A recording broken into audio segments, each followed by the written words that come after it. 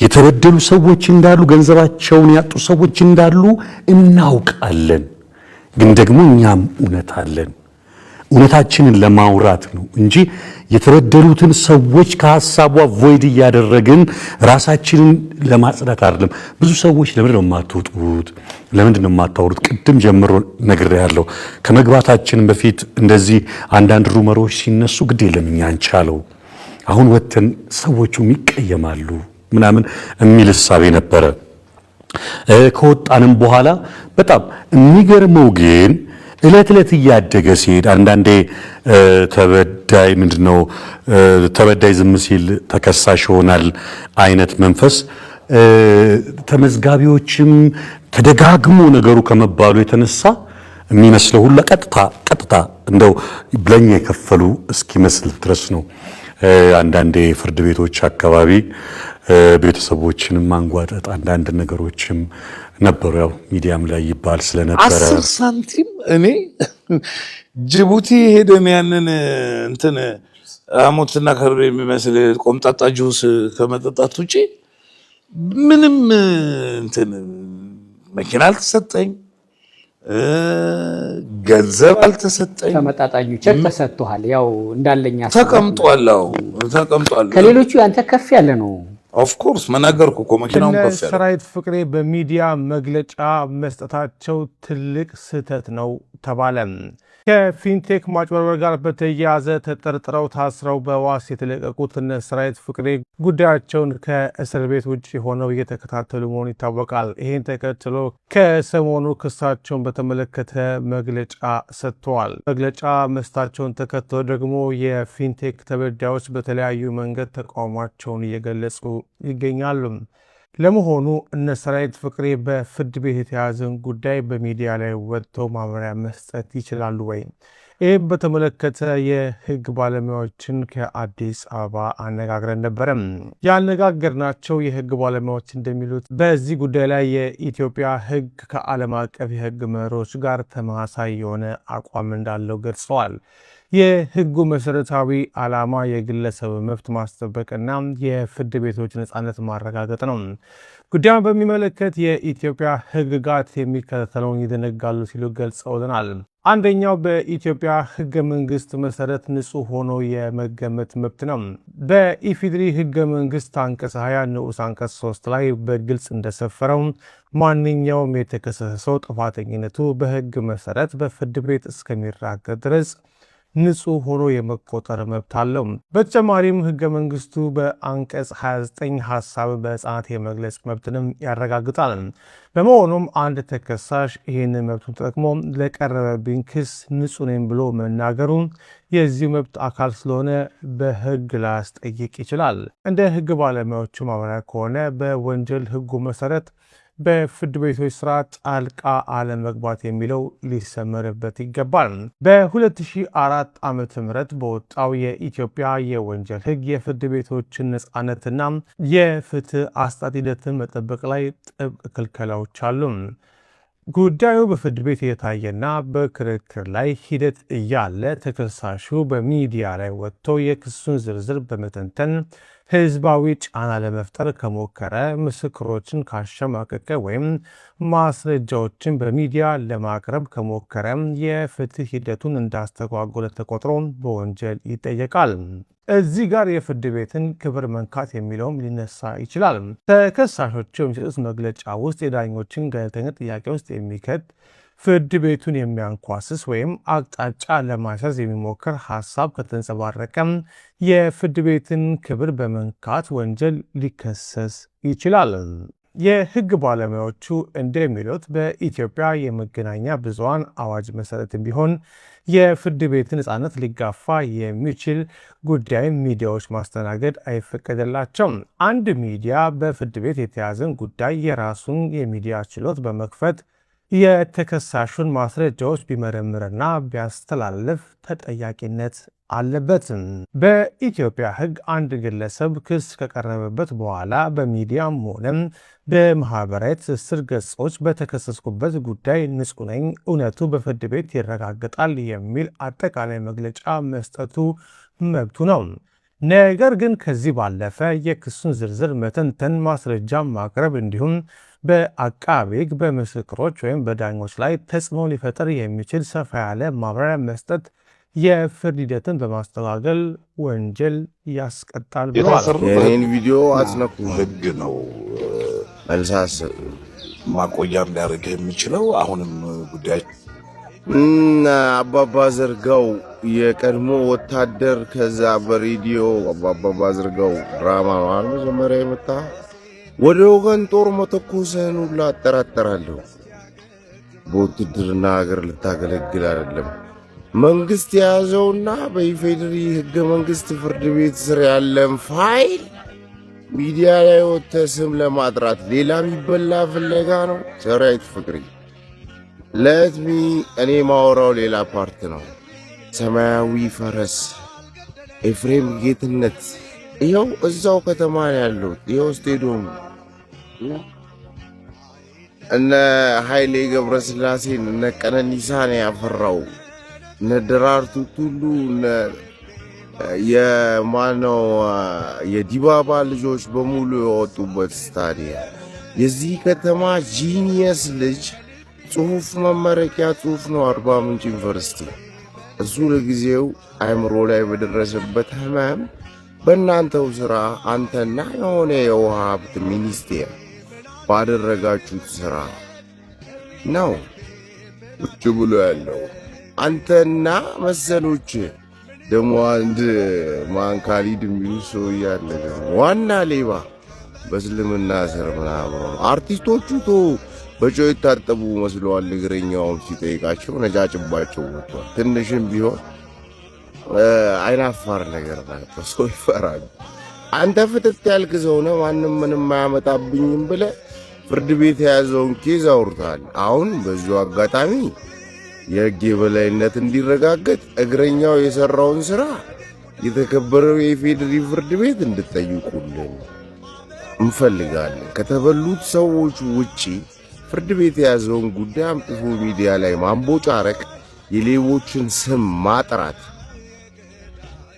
በቢሊየን የተበሉ ሚስኪን የአዲስ አበባና የአዲስ አበባ ዙሪያ የኢትዮጵያ ህዝቦች ገንዘብ ከማስበላት አልፎ ትንሽ ስለ ሰማያዊ ፈረስ ብናወራስ?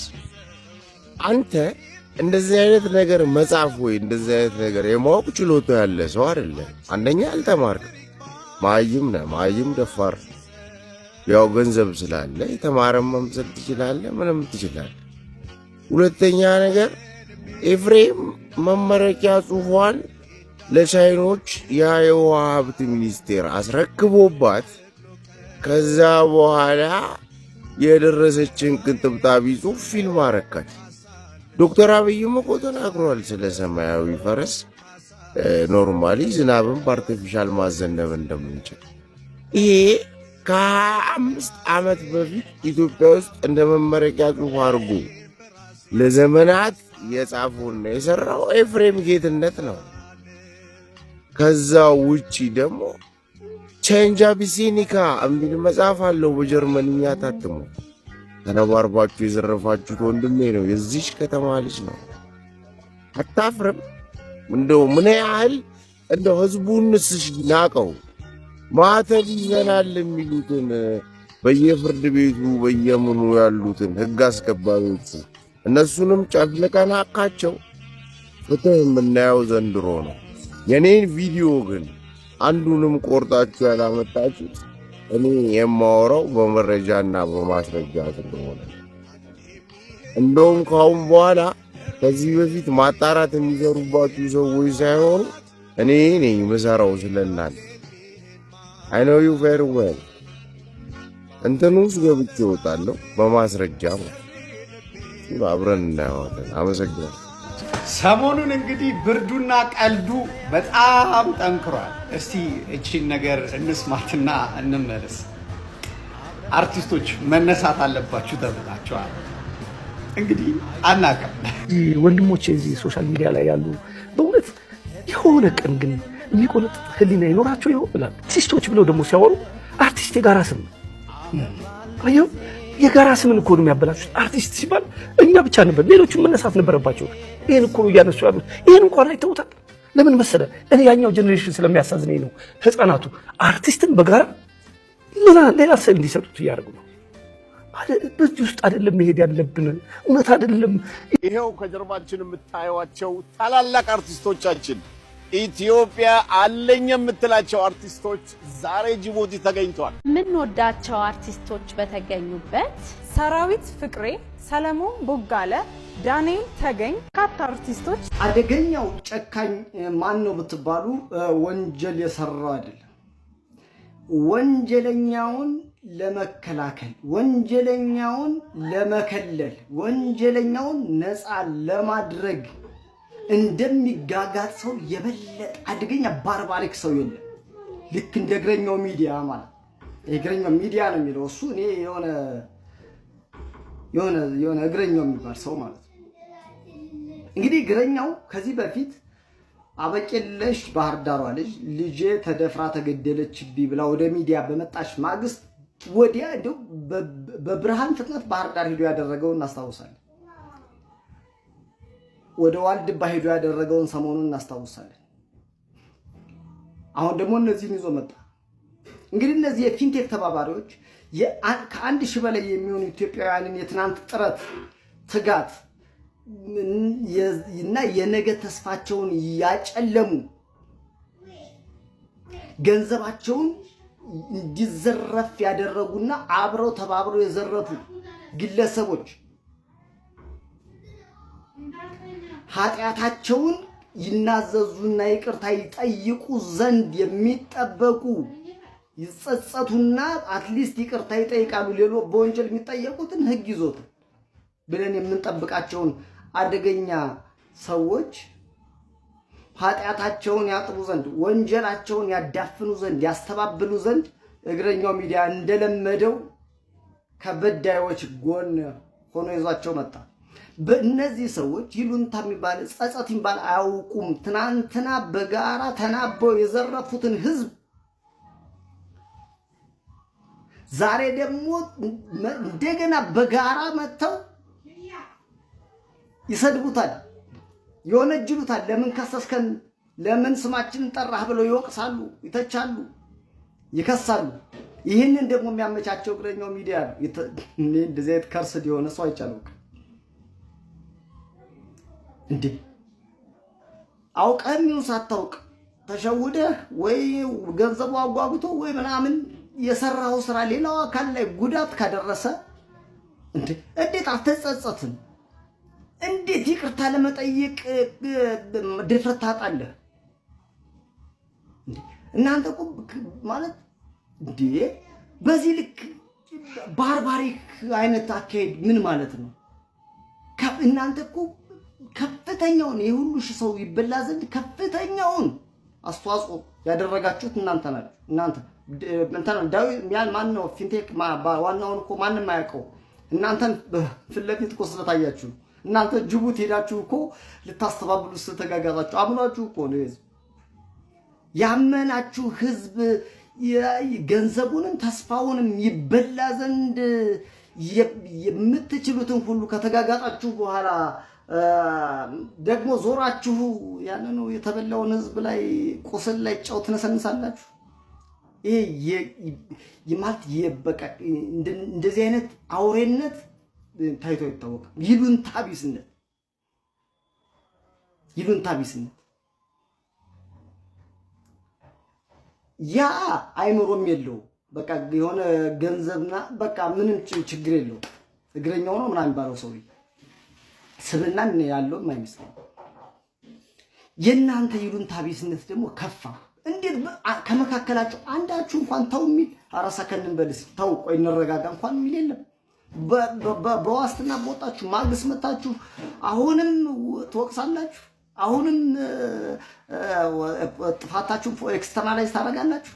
አሁንም ተበዳዮችን በበደላችሁ ባዘረፋችኋቸው ሰዎች እንደተበደላችሁ ክስ ይዛችሁ ትመጣላችሁ። ይህ አውሬነት ነው። ደግሞ ጉዳዩንም በዚህ ልክ ማራገብ አያስፈልግም። ምክንያቱም ኬዙን ፍርድ ቤት ይዞታል። ለፍርድ ቤት መናገር ያለባችሁ ጉዳይ ነው ይዛችሁ መጣችሁ። እንደናንተ አይነት እኔ ምንም በሌለውበት ነገር ነው የተጠራሁት። እንግዲህ ምንም ማድረግ አልችልም። ግን ቪዲዮውን ሙሉን አይቼው በጣም ብዙ ሰው እየደወለልኝ ነው ያለው ከወንድሜ ጀምሮ። ያሳዝናል። ያው እግረኛው ሚዲያ የተለመደ ነው። በቃ የሆነ ነገር ማቀሳሰር አመሉ ሆኗል። ሱሰኛ ነው በነገራችን ላይ ነገር የሌለ ነገር አጣው። እኔ በጣም ይገርመኛል። አርቲስቶቹ በነገራችን ላይ ታዋቂ ሰዎቹ ይሄንን የሰሩትን ቪዲዮ ጠርተውት ሆን ብሎ የተዘጋጀ የተቀናበረውን ቪዲዮ ነገ ከነገ ወዲያ በህይወታቸው እንደሚሰጡበት አልጠራጠርም። በጣም አስቀያሚ ነውር የሞላበት ቪዲዮ ነው በእኔ ግምገማ ማለት ነው። ምክንያቱም በጣም ለህዝብ እንደሚያስቡ ድሃ እንደሚወዱ ድሃ እንዳይበላ እንደሚጥሩ ምን ያህል መስዋዕትነት እንደከፈሉ ሲነግሩን ነበር። ሲምፕል አስረጂ ነገር ልንገራችሁ። እነዚህ ሰዎች ሲታሰሩ በነገራችን ላይ በአንድ ላይ ታሰሩት በተመሳሳይ ኬስ እንደውም በደረጃ ብንመዝናቸው የመጨረሻው ደረጃ ላይ ተከሰሰው መንሱር ጀማል። መንሱር ጀማል እንግዲህ ሁላችንም እንደምናውቀው ሀብት የለውም፣ ቋሚ ንብረት የለውም በሚል ከእስር ቤት እስካሁን ድረስ አልወጣም። ለምን? በቂ የሆነ ዋስትና ማቅረብ አልቻለም ነው እንጂ ሌላ ጉዳይ አይደለም። እነኚህ ሰዎች በቂ የሆነ ሀብት ያላቸው ሰዎች ስለሆኑ እነሱ ወጡ። ለሱ አብሯቸው ለሚሰራ ለነበረ ለጓደኛቸው ያልሆኑ ሰዎች እንዴት ለሩቅ ለድሃ የሚያስቡ ሰዎች ይሆናላችሁ ብላችሁ ታስባላችሁ? ማለት አስቂኝ እኮ ነው። ራሳቸው የሚያወሩት ነገር ከራሳቸው ጋር የተጋጨ ነው፣ ከተግባራቸው ጋር ማለት ነው። ቢያንስ መድረኩ ላይ እሱ ኖሮ ቢሆን ኖሮ ቢያወሩ ትንሽ ታማኝነት አለ። ለሱ የሆነ ነገር ዋስትና ማቅረብ የማይችሉ ሰዎች ለድሃ ያስባሉ ብላችሁ ማሰባቸው። ቢያንስ ሰው እኮ ለሚቀርበው ሰው ወይ እከሌ እንዲወጥቶ ነው ይሄን አጥቶ ነው በቃ እንዲንሁ ነው ተብሎ እኮ በህብረት የሆነ ነገር ይደረግለታል። ያንን ማድረግ ያልቻለ ሰው ዛሬ ወጥቶ እየተንሰቀሰቀ የሆነ እያለቀሰ እየመሰለ እየተጸጸተ መሰለ የከፈለውን መስዋዕትነት ሊያስረዳ ማለት ነው። አጠገብ ላለው ወንድም አብሮ ለታሰረው ወንድም ዋስትና ማስያዝ ያልቻልክ ሰውዬ ያኛውንማ ማለት ነው ምን የታውቀው ዛሬ የጭንቁ ቀን ሲመጣ ለማስመሰል አትሞክሩ። ስብዕናችሁ አይደለም። ስብዕናችሁ ቢሆን ኖሮ ያለታ እናንተ የወጣችሁ ለታ ቢያንስ በሳምንቱ መንሱር ጀማል ወጥቶ እንደናንተ ሙቭ እያደረገ ራሱን ዲፌንድ የማድረግ አቅም ነበረው። ዛሬ እሱም አለበቃ ብሏችሁ አብዛኛውን ነገር ወደሱ ለመደፍደፍ ሙከራዎችን እያደረጋችሁ ነው ያላችሁት። ሼም ነው። ይሄን ህዝቡ በግልጽ ይረዳል። እኔ በነገራችን ላይ አሁንም ቢሆን የምናገረው ምንም ሰብአዊ የሆነ ነገር እኔ እናንተ ላይ አላየሁ። በቃ ግልጽ ያለ ነገር ማለት ነው። እኔ ከዚህ በፊት ታስሮ የሚያውቁ አርቲስቶች አሉ። ለምሳሌ ቴዲ አፍሮ ማለት ታስሮ ነበረ። እዛ እስር ቤት የተዋወቃቸውን በጣም ብዙ እስረኞች የዋስትና ብራቸውን ከፍለው እንዲወጡ ልብሱን የመድረክ ልብሱን ሁሉ ሰጥቶ እስከመውጣት ድረስ እንደደረሰ ሲወራ እሰማለሁ። ሰብአዊነት ማለት ይሄ ነው። የህዝብ ልጅ ነኝ ብሎ ፊት ለፊት ወጥቶ ለመናገር የሚያስችል ስብዕና መያዝ ማለት ይሄ ነው። አይደለም አብሮት የታሰረውን በተመሳሳይ ኬዝ የታሰረው ሰው የሚከፍለው ወይ ደግሞ የሚያስይዘው ነገር አጥቶ አብሮ ሲቀር ዝም ሊል አይችልም። እንዲህ ያለ ስብዕና ያለው ሰው ማለት ነው። ግን ሌላውስ ቢዝነስማን ከሆንክ ግን ምን መሰለ አንተ እጅግ ታደርጋለህ። ያለውን ነገር በሙሉ ወደዛ ሰው ለመደፍለጥ ትሞክራለህ። እኔ በዚህ መስፈርት ብቻ የእናንተ ንጹህነት የሚያረጋግጥ ነገር አይታየኝም። እድሜ ለወንድም ካሊድ መጀመሪያው ዙር ላይ ልክ ስትገቡ ስትነጋገሩ የነበረውን ነገር ሰምቻለሁ። ብዙ ዲስከሽን ስታደርጉ እንደነበረ የጭንቀት ሲመጣ ብዙ ነገር ስታደርጉ እንደነበረ መጀመሪያ ላይ ማንም አያየንም ብላችሁ ብዙ ፋውሎች ውስጥ ስትነካኩ እንደነበረ የሚያሳይ ምልክት የሚሰጡ ነገሮችን ተናግራችኋል፣ ከራሳችሁ ማለት ነው። በሌሎች ቪዲዮዎች እነሱ እየመጣው ነግራችኋለሁ። ለማንኛውም ይሄ ፊሊንግ አለኝ።